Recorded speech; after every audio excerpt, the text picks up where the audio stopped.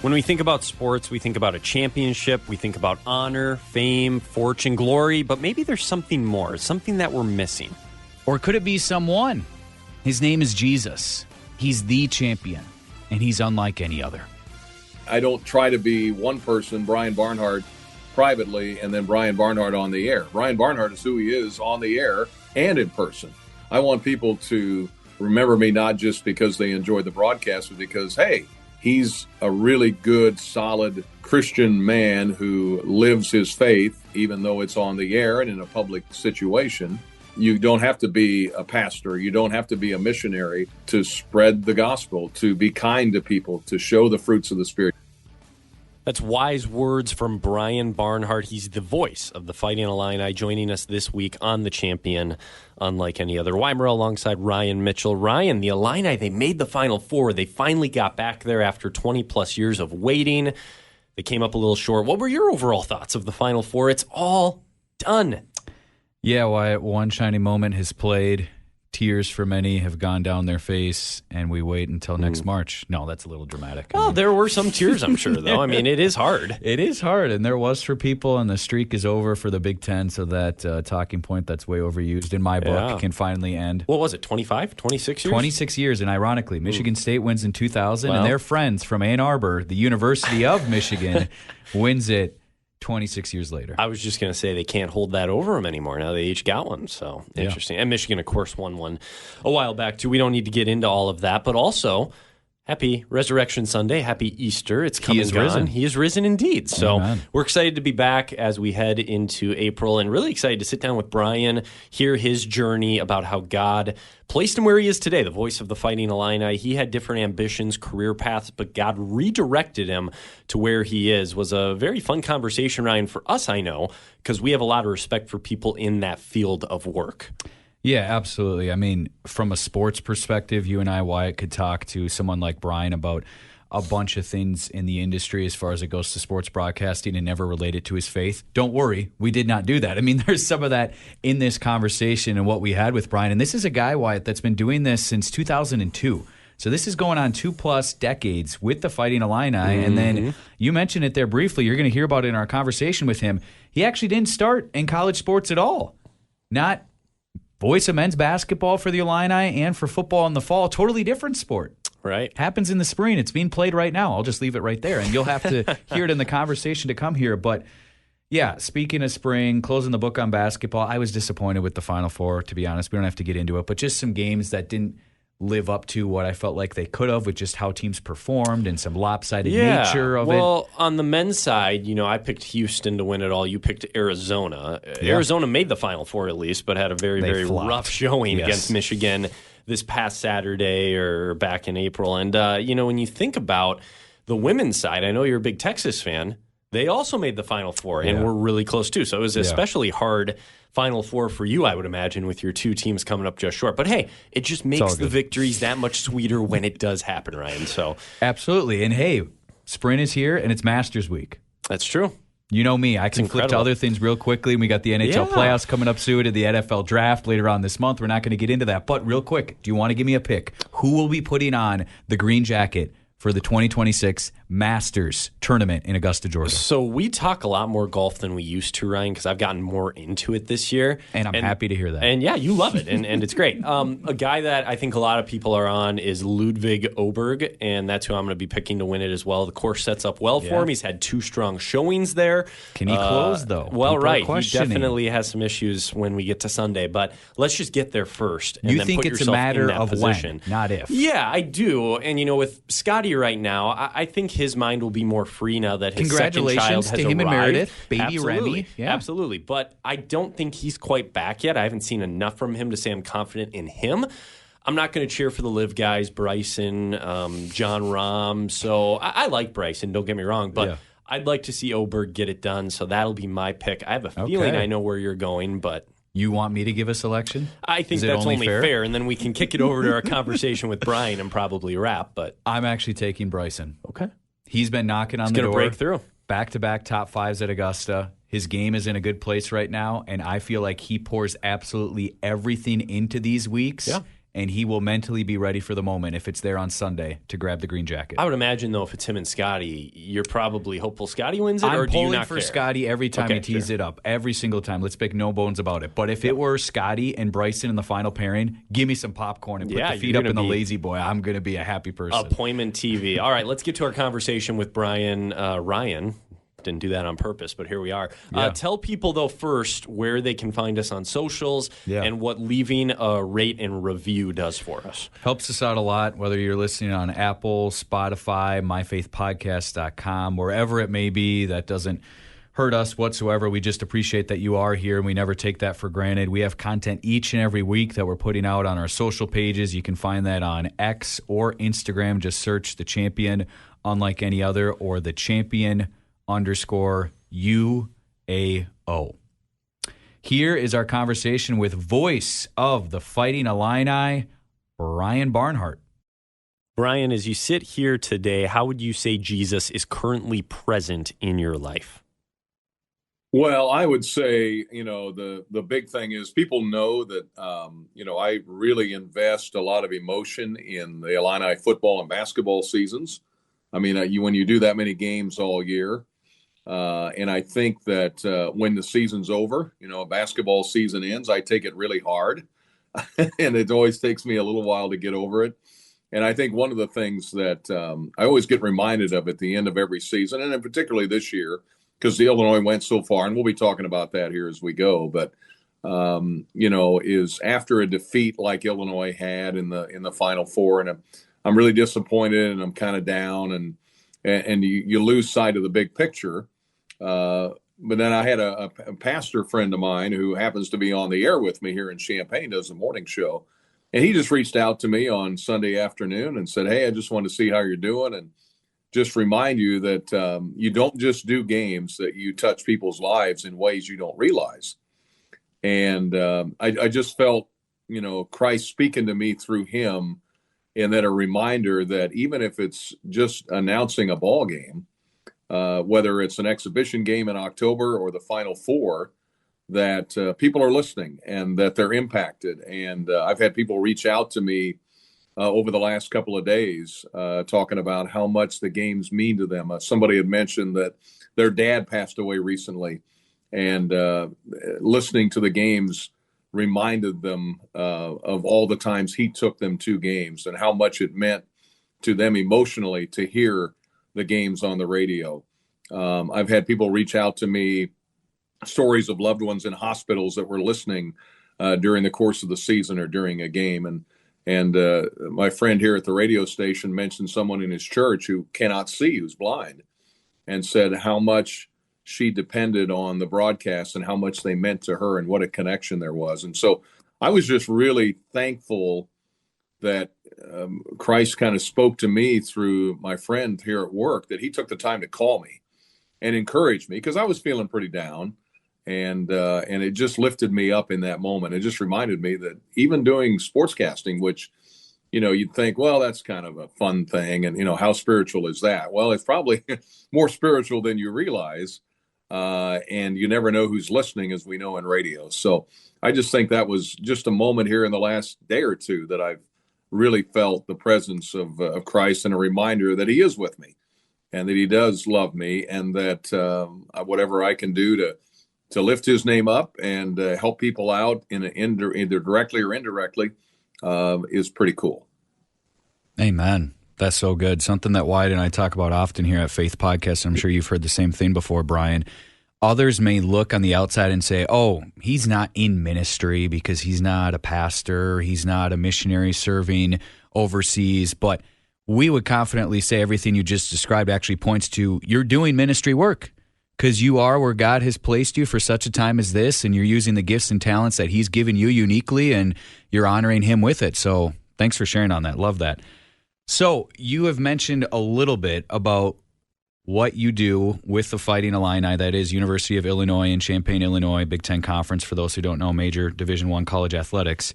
But Brian, if I were to walk into an elevator with you right now and we had a 90-second ride, and I were to say, so what do you do? Well, first I'd say, when you find a job that you really like, you never really work a day in your life. And I've been fortunate. I haven't worked in 40 years since my days at Liberty University when I got my degree in radio and TV. I've been doing mostly sportscasting along the way. But current jobs I have right now, I do the play-by-play on the radio for the Illini Sports Network for football and basketball. We have about 50 affiliates across the state of Illinois, from Chicago down to the southern part of the state. My other job is I host a daily talk show in Champaign, 9 to 11 Central. It's called Penny for Your Thoughts. It's a show that has been on in its current format for about 75 years. And I'm about the third permanent host of that show. So it's a show that covers politics and sports and everything else in between. And so I host that every day as well. So between hosting a radio show every day, Monday through Friday, hosting doing the ball games, of course, on the radio, hosting coaches shows, emceeing events, you name it. If there's anything connected to Illinois sports, I'm probably doing it or connected to it in some way. So you mentioned a lot of the here and now there, Brian, and we do want to get into that and talk about that quite a bit. But before we do, let's go back to your days at Liberty and then just how God kind of orchestrated your career path, because it was MLB. That was your dream for a while. You made it, had it ripped away all of a sudden from you. You maybe had some doubt at that time. I don't know. Talk us through your journey in broadcasting that eventually led you to Champaign. Well, it's funny because I grew up, in Tolono, Illinois, which is just south of Champaign. Used to go to Illini games as a kid, mostly basketball. It was rare to go in the fall for football because that's, as you know, in Illinois, that would be harvest season. So there was a lot going on then. But I grew up an Illini fan, listened to every sports show I could listen to. But I never really thought about getting into broadcasting. I was actually really, really shy and really introverted growing up, which I think, if anything, tells you that God has a really good sense of humor, because he took somebody who was afraid to even talk to people, to ask for directions, at a gas station to get help back in the days before we could just look it up ourselves, and take that person and put him on the air on the biggest radio show in Champaign, Penny for Your Thoughts, the radio show. It really does show that he's got a sense of humor, because I would be the last person that anybody would have figured would do this. In fact, when I'd come back for high school reunions, people that hadn't followed my career are like, "You're doing what? What are you doing?"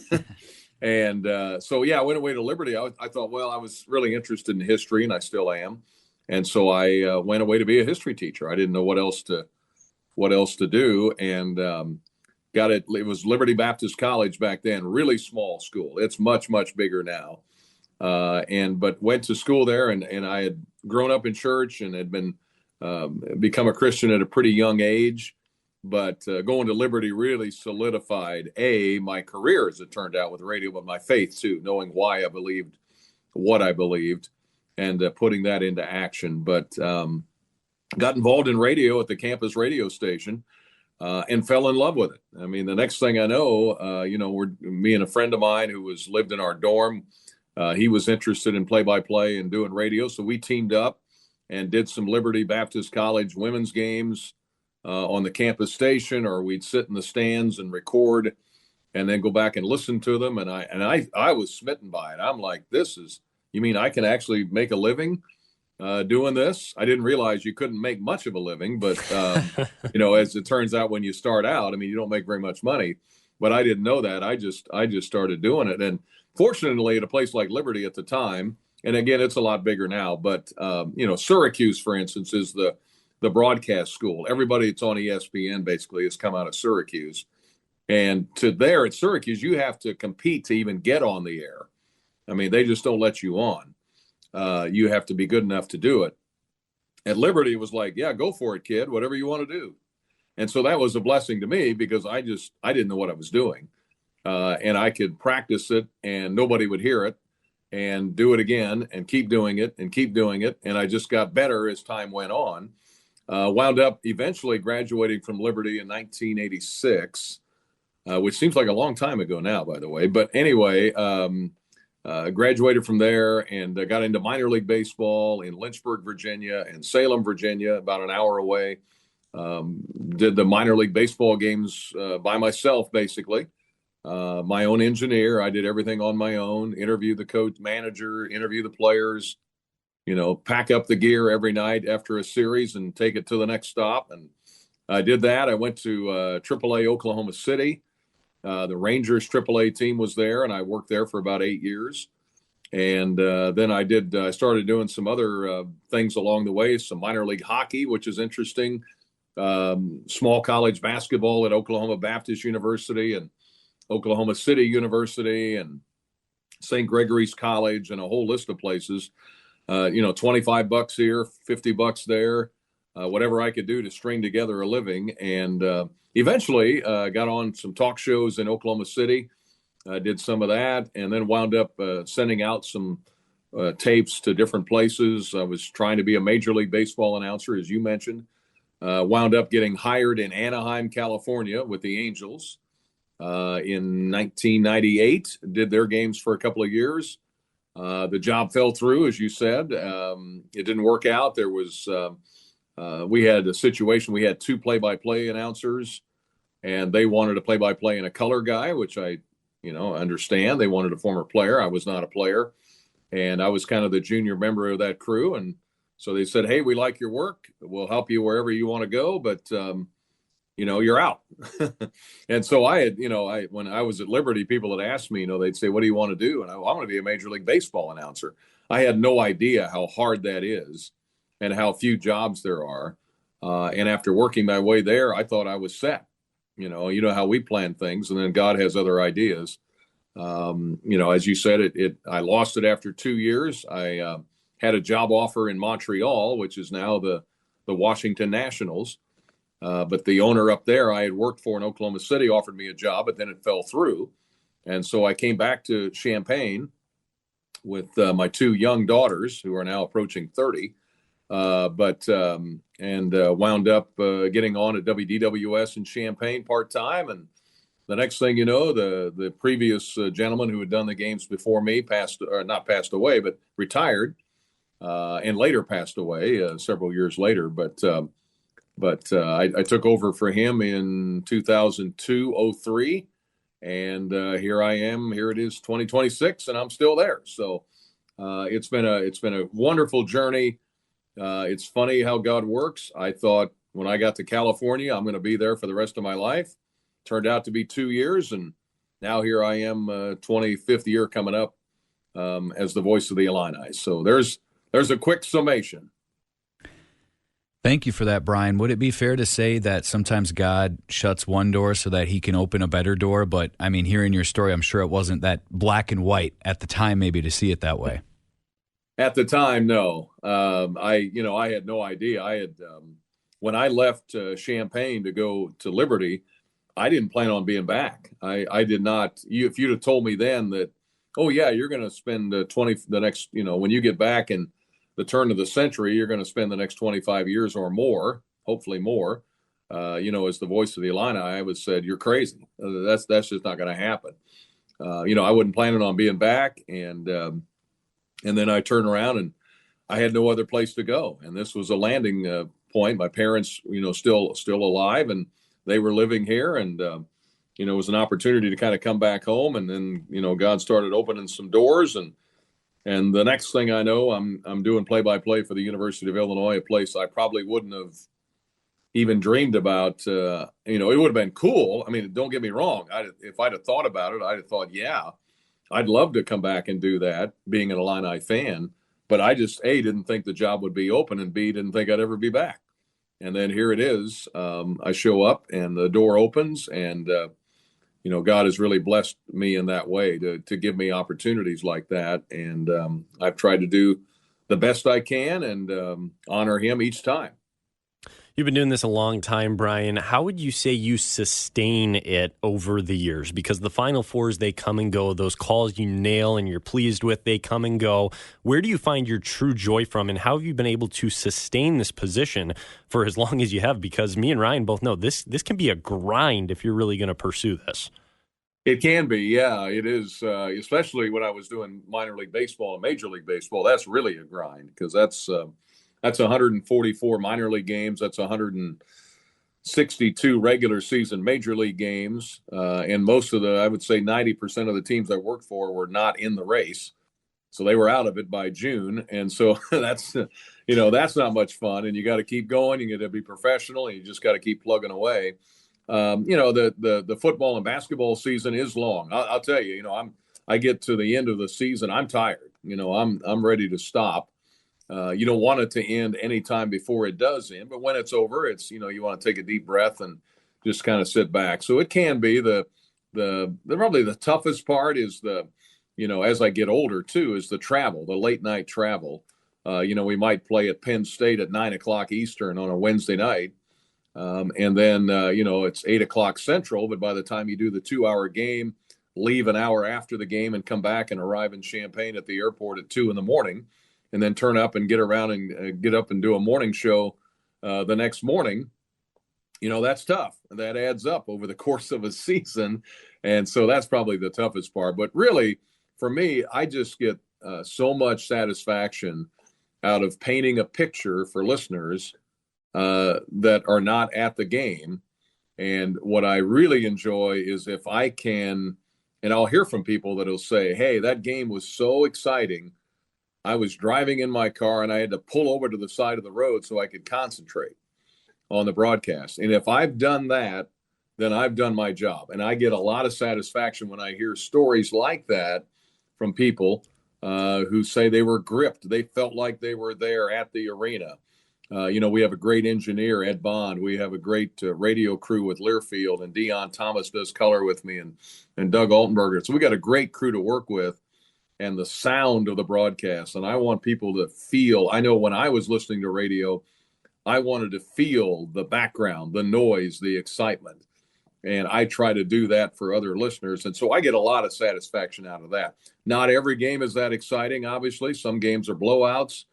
Football, especially when it was lopsided, if you were losing, those aren't much fun. But I still get a lot of satisfaction out of painting a picture for people every game that they walk away, feel like they were there with me. And if I've done that, I've done my job.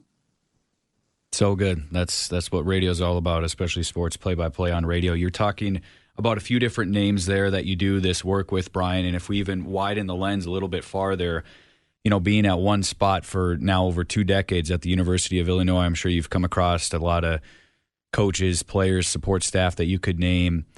Are there any people that stick out, whether it's with Illini football or Illini men's basketball, where you say, I'm grateful for this relationship, especially because it's been with a fellow follower of Christ, where you've been able to encourage each other, where you're kind of in the same fishbowl, if you will, but you're, swimming under different rocks. Is there anyone that comes to mind as a fellow follower of Christ who you've grown in relationship with?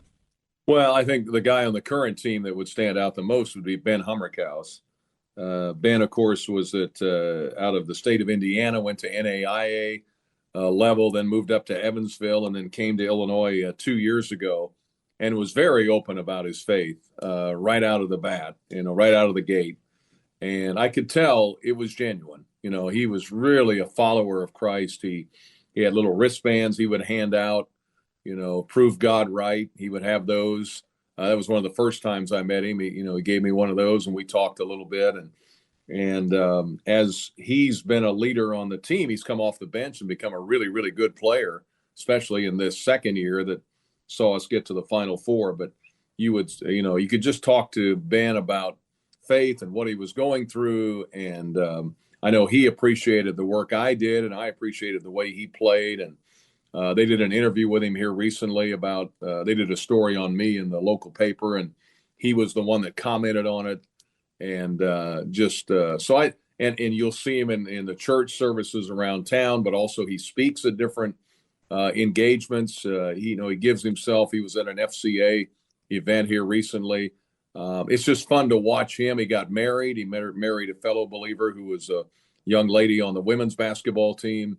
And so he stands out to me, just someone that I really got to know in the last couple of years, who's in a pretty high profile spot as a when you're a basketball player at Illinois, you're in the limelight a lot. And he was asked the other night about the loss and what he learned, and he just talked about what the impact that Christ had on his life and how he led him through this whole experience and gave him an opportunity to play at this level, at a high level spot. So I think he's been really open about it, but especially for basketball. I think Luke Altmaier, the quarterback for Illinois, was pretty open about his faith too, and just a down-to-earth guy.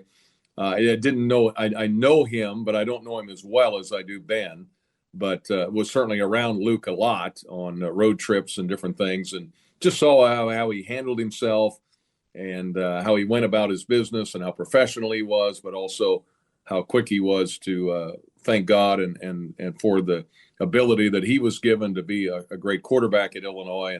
And he's very much in the limelight and potentially in the NFL here in the future, too.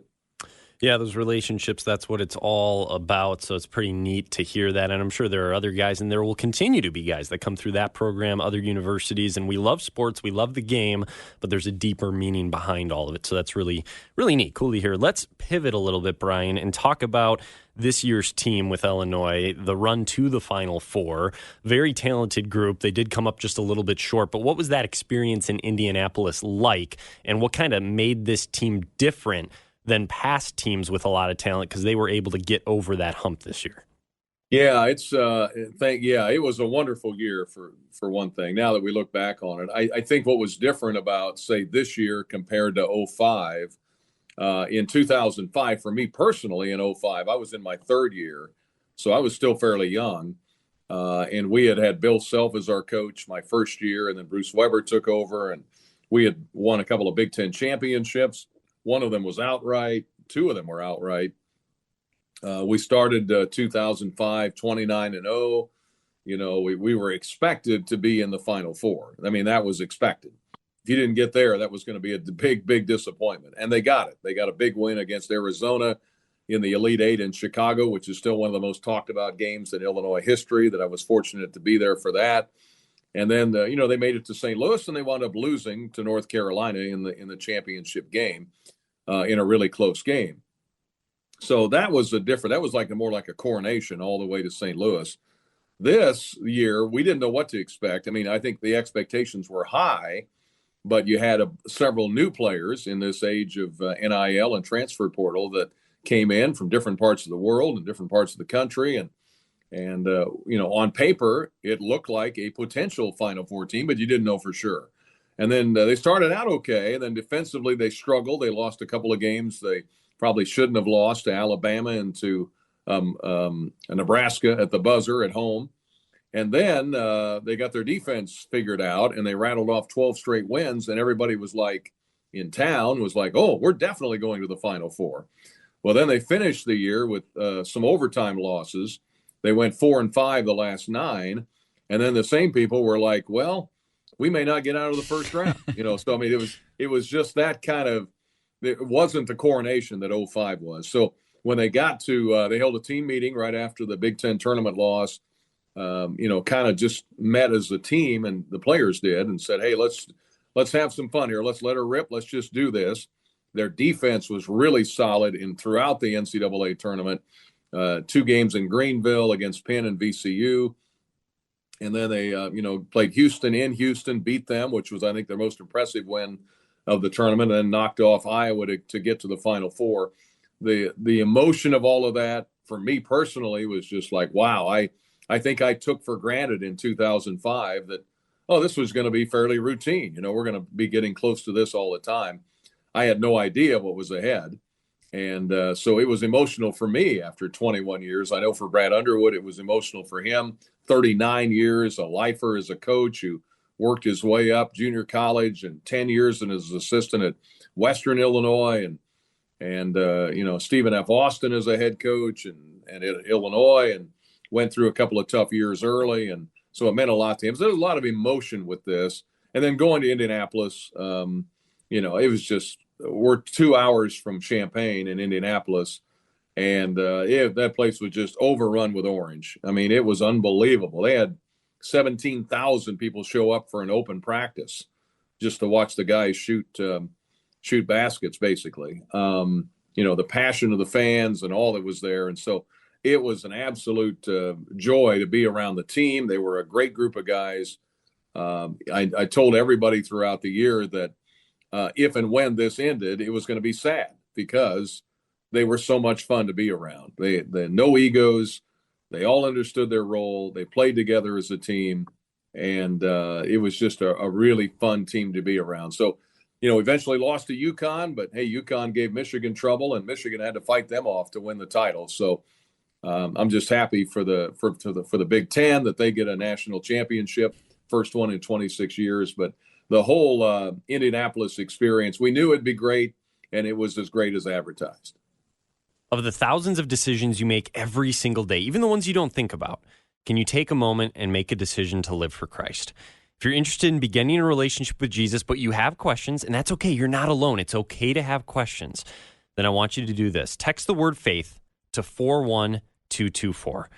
When you do this, you'll receive resources, Bible verses, a link to chat with someone from the Billy Graham Evangelistic Association, and we will equip you to begin your new life as a son or a daughter of the living God.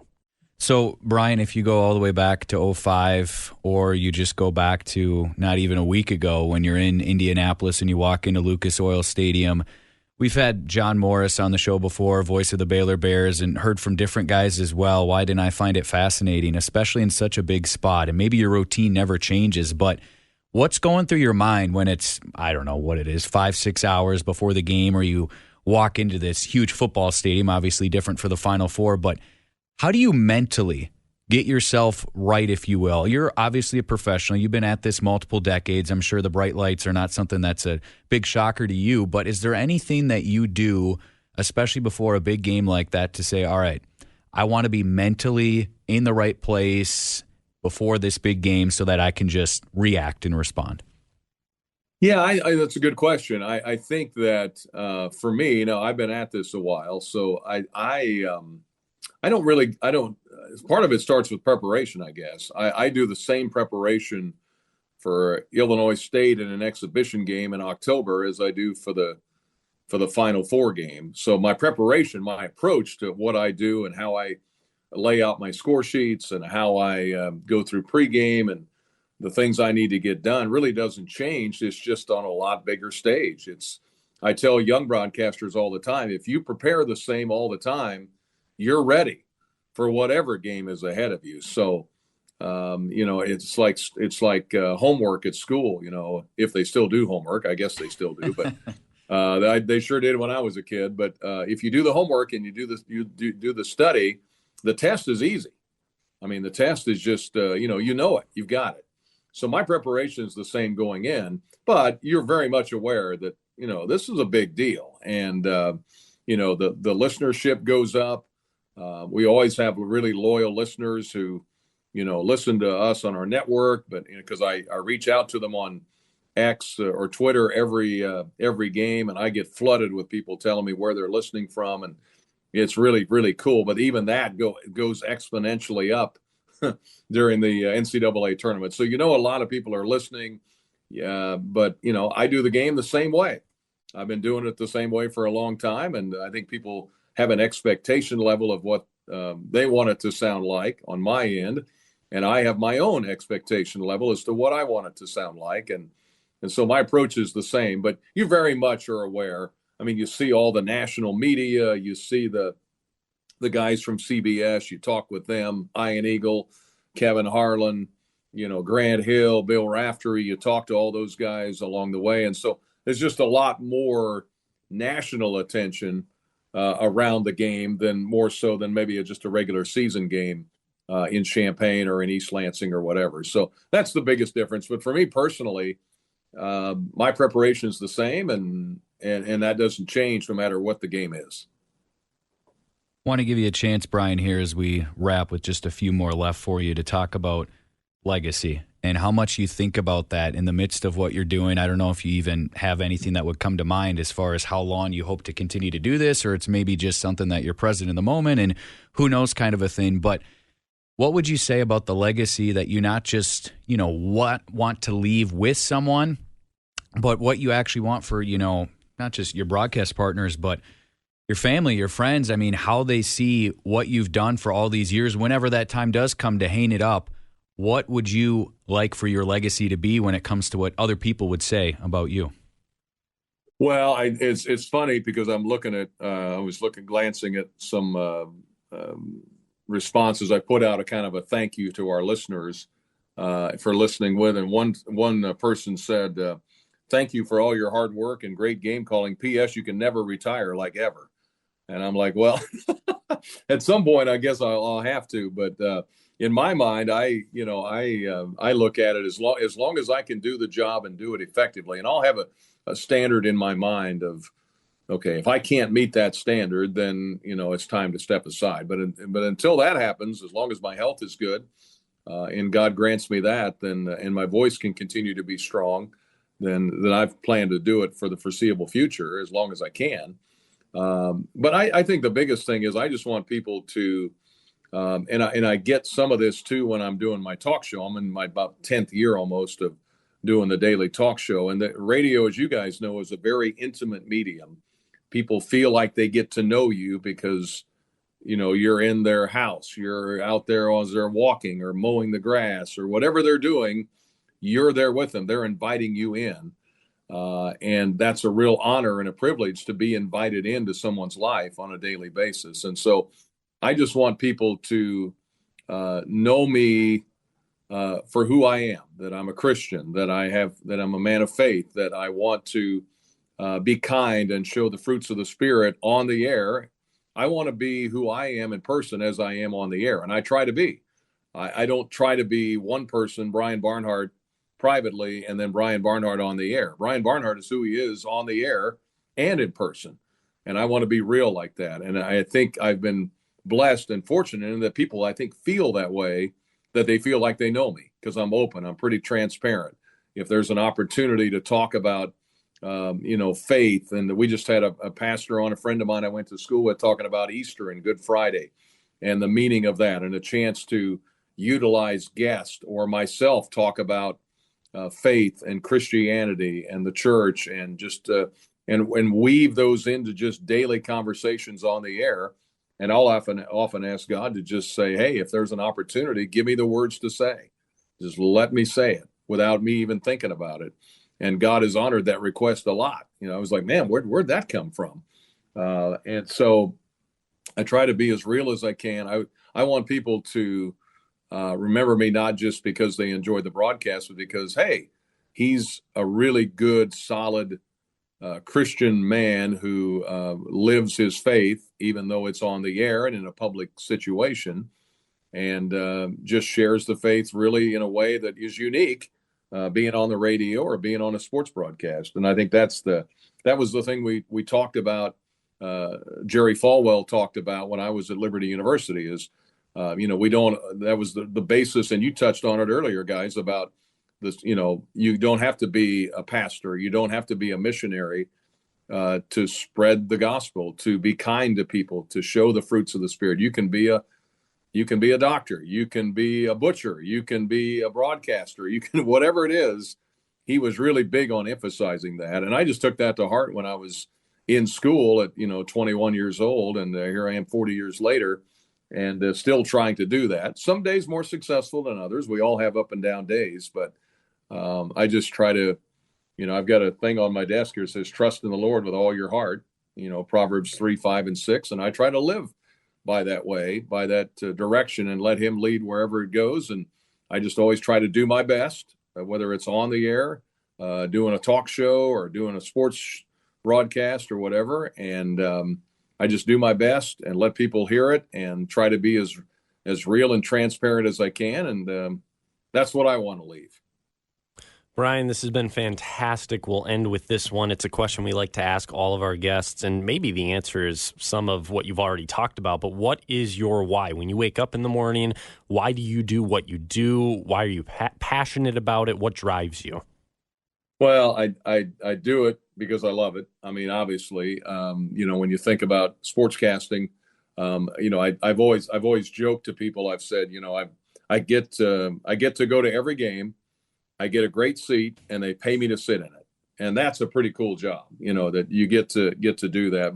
But I think, the chance to minister to people or bless people in the ways that I do things, the way I approach my radio shows, the way I do the broadcast, to me, that's the most important thing. We lost my father-in-law recently, passed away. I saw an example in his life of just the tributes that poured in when he passed away about the little things he did. Yeah, he was a great school superintendent. He was a great teacher, a great coach, but it was the little personal things that he did through the position that he had that impacted countless people. And, I always said, if I could grow up to be like that, that's what I want to do. And that's really the why I do what I do. I enjoy it from just the pure satisfaction of professionally, but also because, God has given me a unique ability and I want to use it, for his glory and to his purpose and to his end as long as I can, as long as I've got on this earth. I don't know how long that is, but I know time is short and you only get so much time and so much talent and treasure. And I think the way you use it to the best of your ability is what he wants us to do. Amen. We could not agree more. Brian, this has been fantastic. Would you mind if we give you a prayer blessing on our way out? Sure, absolutely. Father God, we thank you for the gift of this time, for connecting the three of us in a way that only you're able to do so. We love college sports, watching college hoops, college football, but Lord, we do know that you've placed us here for such a time as this to use the gifts and talents that you've blessed us with to point people to you. We thank you that this conversation today is evidence that you are doing exactly that through Brian. God, would you bless him, his family, his friends, those that he's going on the air with, those that he comes in contact with, Lord, and everything that he does each and every day. Would he continue to be a light for you, to be able to do more for your kingdom, and that people would see him and ultimately that they get a picture of you, Jesus, and say, I wonder why he's responding this way. I wonder why he's acting this way in this situation. God, would you open doors that only you can and that no man can shut? We thank you, God, for the gift of sports and the ability that we have to point people to you through them. We give it all to you, Jesus, and we thank you for this time. We pray it in your name. Amen. Amen. Thanks so much for listening. We hope you enjoyed the conversation. For more, head to myfaithpodcast.com or subscribe wherever you listen to your podcasts.